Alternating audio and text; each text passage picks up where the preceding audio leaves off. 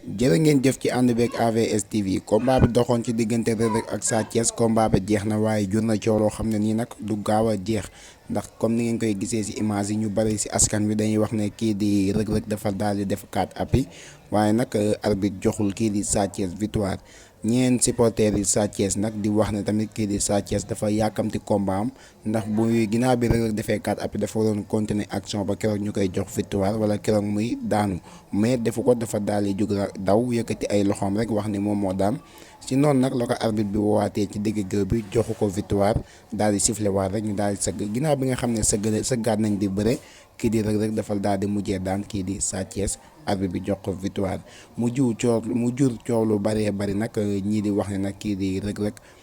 dafa def 4 appuis ñii di wax ne tamit Reug Reug deful 4 appuis waaye ak lu si mënti demee mbokk yi rek lépp lu si tikkiwaat daan leen ko dëgtal fii ci AVS TV ngeen di wax ngeen woy di abonné te activer cloche de notification bi.